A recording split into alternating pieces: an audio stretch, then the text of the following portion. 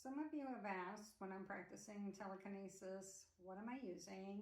Because you'd like to start practicing yourself. Kudos to you, because it is a form, an art of meditation. You're emptying your mind, you're focusing on the task at hand, and you're building your focus.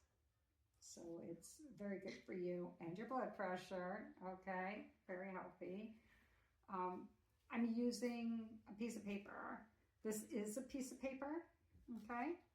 This was a Post-it, and I started with a piece of foil. Foil is better for conducting energy because it is a metal. So start with foil if you can, and if you don't, use a Post-it or cut a piece of paper, all right? Maybe 8 by 8, something like that, right?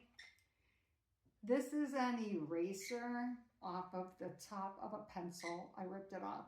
I just broke it off. And the flat part that was on top, I'm setting that down because it's level.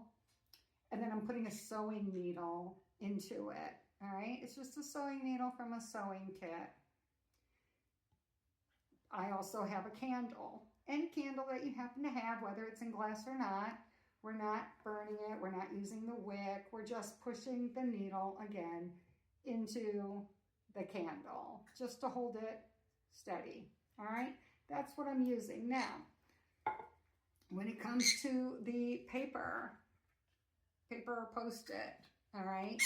It's a square, okay? So you're going to fold it like this, from corner to corner, and crease it. Open it up or opposite corners, from corner to corner, and crease it. Open it, flip it over now. Important that you flip it over. Fold this direction and crease it. Open it, go the opposite direction and crease it. Flip it over one more time, and there you go. So now it's down, up, got it? If you want it to be more bent, you can go like that. Okay. If you want it to be less bent, if your needles are short like mine, you might want it to be a little more flat. We're going to put the needle right in the center. We're going to balance it right on there, okay? Here we go, right on this one. Right in the center. And this one, hi baby. This one's going to go right on the center of this needle. And it looks like it's center. And if you want to just make sure that it swings, go ahead and tap it and make sure that it flows. Whoops, see, it's bumping into the candle, so that's too close. We would have difficulty with that. So here we go. Just make sure that it spins. Yeah, it spins. All right. Be mindful that if your AC or your furnace comes on, it can affect the flow and make it move. And your voice, if you move too fast or anybody moving around you, yeah, that can affect the air around and make it move as well.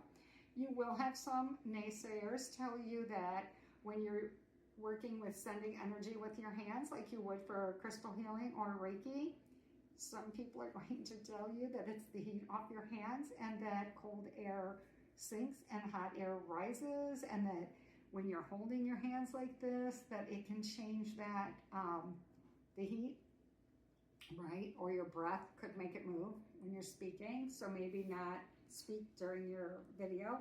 You can do a voiceover afterwards. That's why a lot of my videos are voiceover after. Now I did eventually work up to using the glass dome. Oh, I don't know what just freaked her out. I got an extra eraser here. What freaked you out, sweetie? This guy I got at the dollar store, $5, okay? Why, you ask? Because, you know, some people are like, oh, it's the airflow around you. Okay, maybe. But first, don't start with the glass dome, because maybe it is, maybe it isn't. And I want you to believe in yourself, because this practice is different than anything you've ever learned. From the time you were a child, they taught you in school that Seeing is believing, except for religion, right? And that if you can't see it, taste it, touch it, it's not real. That it's supernatural. Hold on a moment. Well, when it comes to metaphysics, it's kind of like religion. You have to believe it in order to begin to believe that you can, and to begin to manifest it, and then you will see it, okay? So that's where you have to re-brainwash yourself. That's why I want you to make it easy on yourself with foil, okay? And I don't want you to put a glass dome over it right away. I want you to believe that you really moved that foil, whether it teetered or started to spin. I want you to believe that you did it. Even if you think it might have been the airflow around you, maybe it was, maybe it wasn't, but I need you to continue to believe as you continue to practice, and then as you get stronger and your belief gets stronger, you can start ruling out the airflow, and you can start backing your hands away and not talking during those videos, just do a voiceover afterwards. You see what I'm saying? You can stop practicing when the HVAC kicks on. And once it all shuts off, you can start again. Whatever you want. Okay? Or keep practicing all the way through it and see what you get. You work it out yourself. Okay? But yes, so later you can work up to this. And when I did make it move without touching it or doing anything, I did have somebody comment that it was because eventually the air got through because it had a tablecloth underneath it, which it was a super thin tablecloth, and I really don't buy that. That doesn't resonate with me, but okay, whatever. And they said because I touched it and therefore changed the temperature inside of the glass dome by warming it up, creating the movement. However, before I started recording and during that recording, I never once touched the glass. So, nope, not valid. I moved it.